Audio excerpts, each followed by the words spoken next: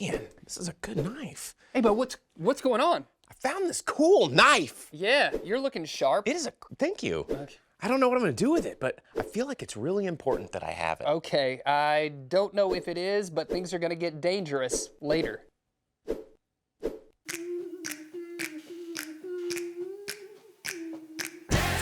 That you're doing on purpose, sing like a singing on key. Talk to the girl that intimidates you, pretend that you're brilliant and charming. I said pretend that you're brilliant and charming. Hey!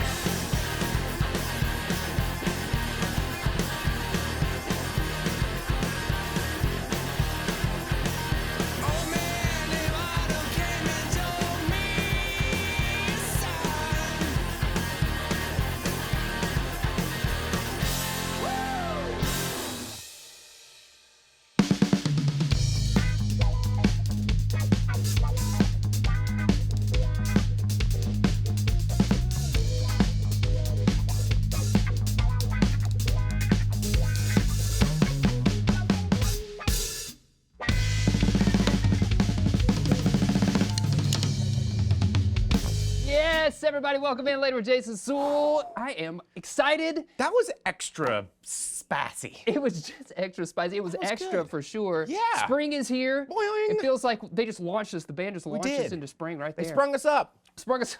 We're sprung. About to get lit. It's crazy. April Fools, you know. Psych. Do you ever do People pranks? still say psych? Maybe. I don't know. You a big prankster? Yeah, Did you ever used to do that? yes and no. I feel like with pranks, there comes a point where you have to stop because you get what you receive. The more you prank, the more you get pranked. And I stopped liking getting pranked. So I'm like, I'm just gonna no longer prank. Goes around, comes back around, right? Yeah. Has anybody ever pranked you really well?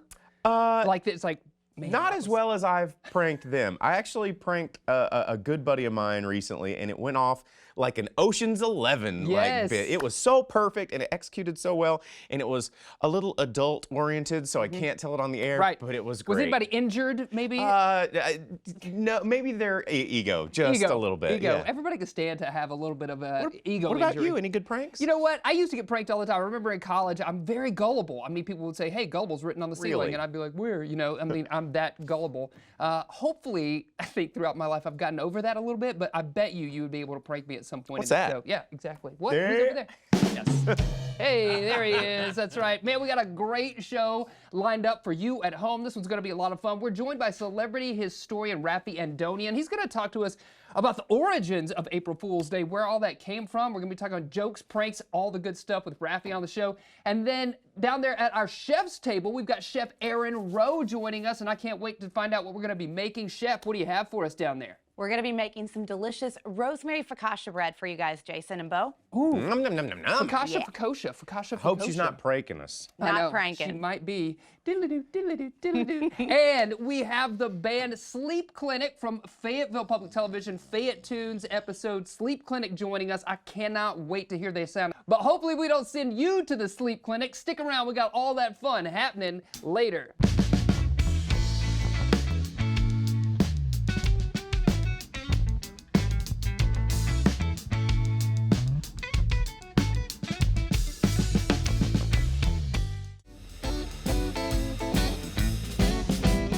Welcome back. It might be April Fool's Day, but our interview guest, Rafi Andonian, is no joke. You're joining us again, Rafi. Thanks for being here, man. Celebrity historian. I can't believe we got you back. Great to be here, no joke. Yeah, no joke, man. April Fool's Day, so because you got all the history, you got all the knowledge up there, what is the history of this holiday? It goes back centuries and centuries, although, of course, as usual with these things, they morph. They kind of come up and down, they change around, but when we look backward trying to find origins, you can find a festival called Hilaria. Okay. Sound familiar? Sounds hilarious. Yeah. Means joyful. Yeah. And that festival in ancient Rome was something that, was made for humor and fun and joy. And then there's other origins you can point to. For example, in France, more recently being 4.5 centuries ago, compared to a couple thousand years ago. Yeah, it's a while back. But, but in France, you have this shift in calendar from the Julian calendar to the Gregorian calendar. Okay. And that moves New Year's over. And there is a story that goes, it's not completely verified, but there is some people that believe that, that shift in the New Year's fooled people, and they were celebrating New Year's in the wrong time, which falls around late March, early April, and maybe that's where it started. So there's different versions of the stories, but those are a couple examples. Fascinating, yeah. And I know that you brought, you always do, some props, some things we're going to talk about, but we're kind of like dealing with the perception of reality, right? Because pranks have become a big thing for April Fool's Day. Yeah.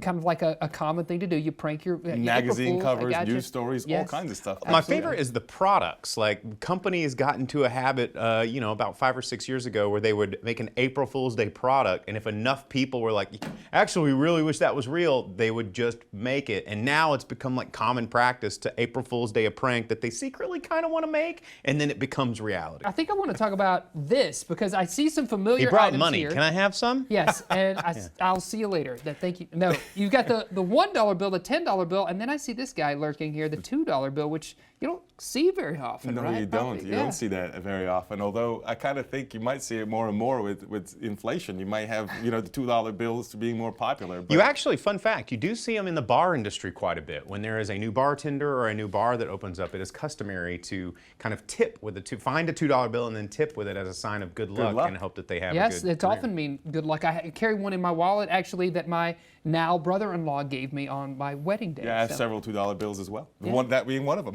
Yeah. But what's interesting there is you have different founding fathers. The $2 bill has Thomas Jefferson. Yeah, sure, yeah. The $1 bill has George Washington. And the $10 bill has Alexander Hamilton. Yeah.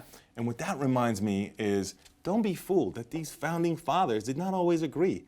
Those guys were allies and enemies at different points. Oh, yeah. Jefferson was, on the other side of the political aisle, if you will, in our language, from George Washington at some point after the Revolution. And Hamilton and Jefferson were definitely very much enemies in the politics world. Right. So I think that reminds us that sometimes you hear people say, well, the founding fathers believed X.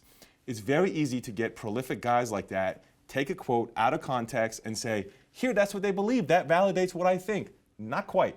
Keep reading, because that same guy might have said something else in a different context, and especially some other founder might have said something else, and they often disagreed. So there's no one consensus that you can say that they all believe to validate your position. So you have to not fool yourself into thinking that you are always on the side of the founders because the founders themselves disagreed. That's so interesting you say that, because when I think of these three gentlemen right here, founding fathers, I think of the musical Hamilton, right? They're all very much portrayed in that musical, but obviously we're seeing one side of the lens on that story. So there's always and Hamilton's more popular now. Yeah. But it's a great example of historical memory, as we would call it, which of course you and I were not around in the founding period, but we do have some kind of cultural memory of it. And in our memory, different figures kind of go up and down. It used to be Jefferson, now it's more Hamilton, just different ways we perceive something based on our present and what we project backward. Yes. There's only one place all those guys get along in, and it's my wallet.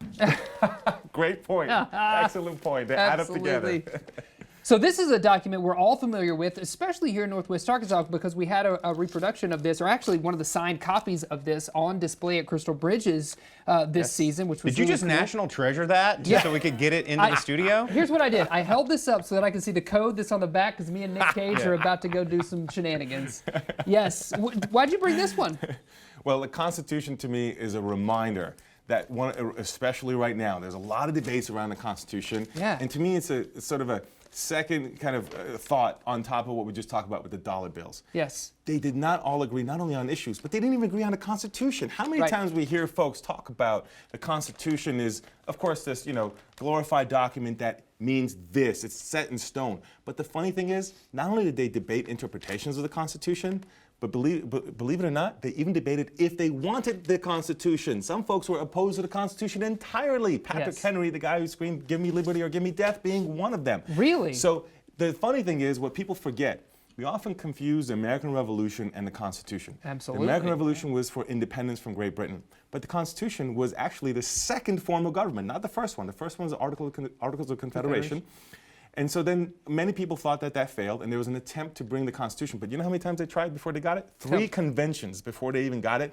The last one that we all remember, the Philadelphia one in 1787, some of the guys that were at the Constitutional Convention to create the document walked out in protest. Wow. They said, I don't want this document. They didn't sign it. And then when it went to the states, there was a lot of debate, and including opposition, based on having different interpretations of it. So that's what I want us to remember. Don't fool yourself when you read the Constitution that your way of reading it is the only way, because even the founders disagreed, A, on if they needed it, and B, what it meant. It's pretty wild seeing, when you see the Constitution in a hand like that. I've seen operating agreements for third graders like ice cream stands that are more complex. incredible. And then we're basing our entire government on that. It's just so wild when you you see it and you go, that's like, what, 3 pages? Yeah. And that's our government? Four But Bo, you know pages. what's really fascinating about that to me? It shows you that it's a blueprint, it's not a policy. Yes. That is fascinating. With all this stuff you brought us here today, what do you think? What's the overarching message? What's the lesson for us to think about and consider? Well, much like on April Fool's, when you see that fake magazine cover, don't believe what you see right away, right? Yeah. Don't believe what you read and see right away and what you immediately what your reaction is. Pause, investigate, reflect, look from multiple perspectives, and then have a more measured conclusion. Yeah, I like that. You can do a little more homework is what you're saying. And if our viewers right now want to do some more homework on you, remind us how they can do that. You're at celebrityhistorian.com, and you got a show also? Yes, I do. If you go on Apple TV, you go to Zonder TV Network, and underneath that channel, you find my TV show, Cleo the Muse, where we talk with people today about present issues and how they connect to history or the historical perspective. Awesome. Well, you got a fan here. I'm going to go tune into that. Thank you. Yes, absolutely. Stick around. We got more April Fool's Day shenanigans coming up right after this. Celebrating 10 seasons all year long on Later with Jason Suel. Our musical guests brought to you by Walton Arts Center. Walton Arts Center, a home for Broadway right here in your own backyard.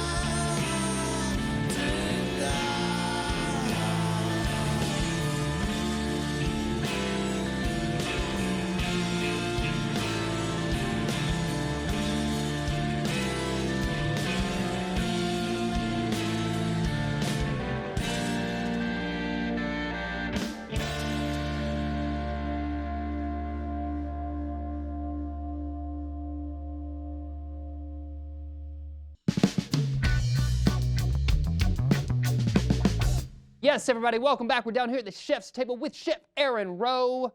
It looks like the ingredients for bread. Is that what you said we were And a doing? knife. Because- I feel very dangerous. I'm just standing here waving this knife Sort of around. like do. let Bo have the knife Yes. side and you have the They cooking do side. not You're to here give me a with knife. Chef Aaron Rowe. Welcome to our Halloween episode. Yeah, no doubt. Yeah. So what are we doing? How do you make it? It looks like pretty simple, right? It's Making really bread. simple. Yeah. That's what's kind of confounding about Yeah. this recipe, right? April Fools, that there's no dairy in this. This would be great for vegans. I mean, everybody has this stuff in their pantry. Yeah, Right, yeah. yeah, So totally. basically, I let's do. walk through what we got. We got flour, we got classic olive oil, not the extra virgin. olive Save that oil. for the good dipping. Salt. Salt. Rosemary, which is an add-in. Okay, and then right. in here I have a yeast reaction going with yeast, hot water, and sugar. And that's it. So So that's like you take one of those listing. yeast packets and Dump put in it some in. hot water and some sugar? Yeah, about like a cup or so. And then one of the yeast packets and a teaspoon of sugar. Gets the Is yeast it reaction going. activated or dry? That's a great question. Whatever? What Either kind? one would Either be one, fine okay. because if you have the hot water, it allows that chemical reaction to happen. Gotcha. The sugar actually helps it to eat itself. them, yeah. Because, you know, yeast is alive. Yes, are. of course. And you know, it's so good that That's we're all talking their about burps and this. toots. Yes, all the things are in there, all the gas. It's all good that we're talking about this too, because I often think, oh, making bread, I don't want to do it. Yes. There's so much work involved. So but you're kind of like demystifying all of that. You're So, welcome. I mean, what do we Yes. do? Just put it all in the bowl? What's Kind next? of. So yeah, we got this reaction going. So what we're gonna do here, Jason, I know that this is the right amount of flour. So if you just Okay. want to open that puppy up, The whole I'm thing? gonna use a fork and just like stir it together. I've got a knife. You know, yeah, Yeah. and you've got a knife. I'm So, sure you're yeah, gonna be using we'll that do, in a moment. We'll do most of it and we'll save a little extra in case we Okay. need a little bit. Okay, There we go. good. All right. Little, about a teaspoon. Yeah. So, you know, just do, you know, kind of 1, 2, 3. Yeah, you can measure it. I know you like to cook at home. So Maybe that's maybe it. a A little smidge bit more. more, a little bit more. Smidge more. Yeah, There you go. thank you. All right. Bo likes to count Now, when he pours. I'm a counter too when I do mixology classes. So got this is to. the cool thing about rosemary or any dried herb. I'm going to show you how to do this. To reawaken the dryness in the herbs because the oils are You dormant. spank it. You spank it or you rub it or it's really You gotta dirty, do but, something to it's a activate kid it, show. though, I mean, right? yeah, so you want But to do that? Yeah, But sure. another tip with fresh herbs is if you are using them as a garnish, you're using fresh herbs, Yeah. give it a smack. You get Yeah, some of that give it a oils smack. out. Yeah, It wake does it that? up. work. I've seen you do it at your bar at Yep. Pinpoint A, one of my favorite places. by the way. Yay. All right, so let's do this. Let's go ahead and add in our yeast reaction and all the cool. water. And Jason, I'll let you kind of stir that. Yeast You may want to start it out with reaction. the, yeah, you can do Well, that, either one. Hey, Hey, do we're doing both. You Look know, at that. this can be your thing to put it in there. And then we Yes. will do, now I can see how much we need. So we need to do about a tablespoon or so of oil, the Okay. olive oil. So we can put that in there. Okay. And- Well, you can grab that. Sorry to I'm go over too you. busy going. I know. crazy with Still this. got this knife. Yeah. So yes, you do, It's exactly. coming out. Okay. So When do I stab it? So yeah. when do you know when the stirring is Stab. done? So you basically are trying to get the wet and the dry to come together. So Uh-huh. as soon as it starts to sort of pull away from the bowl is when you Yep, know. okay, You know. great. So you're getting close. Right. Yeah. So we'll Oh, look at that. Oh, yeah, it's see? starting to. And at this point, what I would do too, and I don't mind getting my hands Yeah, dirty, get in would there. I? Right, so this is to make, see how that's kind of coming, Yeah, flaking off? You yep. guys see that at home? Like, see how it's like, a flaky boom, I dough. can like throw it up and it's not sticking to me, right? So just to finish it off, oh, it feels so nice and warm. Like, it's so fun to make bread, especially in the morning, you get it going. you know, it smells good too. Yeah, I know that's all the those yeast. flavors, but yeah. And so basically what you're gonna do is you combine all of these ingredients, then you're gonna leave this, as you can see, it's sort of pulling from the bowl and it comes together. I'm sort of kneading the dough. Right, You don't have kneading to- the dough, kneading you the don't dough. need to knead it a lot, And I still have right? this knife. You just have it. Now at this point, what I would do, can I borrow that towel, hun? This towel? Thanks. Yes, Yeah. ma'am. Not the Thank knife, you. the towel. Yes, All right, chef. Heard, chef. I can say hun because we're in the South. But then at this point, you would cover it up with saran wrap. Yes. And put it in a draft-free place, let it rise for about an hour and a half. Okay. And at this point, once it's risen, we're gonna separate it and put it into the oven. Oh, put it in the oven. Well, hey, do you mind if we do a little TV magic? Yeah, faster than an oven. Yeah. Yeah. You might need to put your knife down for this. You guys ready? No. Okay. He's on not that gonna do side. it. Here we go. TV magic. Diddle-doo, diddle-doo, diddle-doo, diddle-doo, diddle-doo. Whoa, look at this. It's amazing! There it I is. still have my You knife. held onto that knife all through that otherworldly transition. That's right. He's been waiting. I like Yeah. to live life dangerously. I think it's almost time for you to And use the stabbingly. knife, though, isn't it? Yeah. Yes. So we have focaccia bread, right? But here's the April Fool's Day joke out of it. You don't just make focaccia, you can make pizza dough. Oh, nice. Too, with the same bread recipe. This is that same bread recipe we just made cut in half. Okay. This was flattened out to make pizza dough, Yes. homemade. And that's a focaccia bread.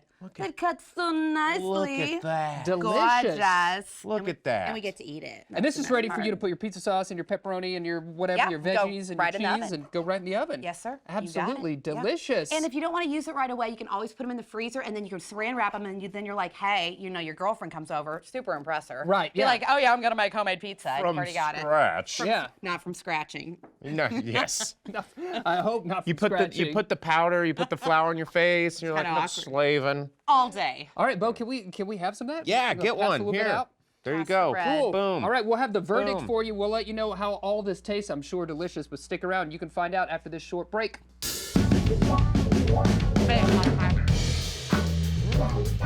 Not good. It's the only bread I make. Besides like something I make. I make beer bread a lot because it's so easy. Quick and easy. Yeah, those are like my Yes, that's our show. We had a great time. Hope you did too. Remember, you can find us out there on your social media platforms or send us an email at laterwithjasonsuel.com. Before we get out of here, we got to thank all of our great guests, including the one and only celebrity historian Rafi Andonian, to join us to talk all things April Fool's. And of course, Aaron Rowe for those tasty, tasty bread. Oh, it's so good, Aaron. You really did rise to the occasion. nice. And that band, Sleep Clinic, they were excellent. That's our show. We'll see you later, alligator. After a while, crocodile. See?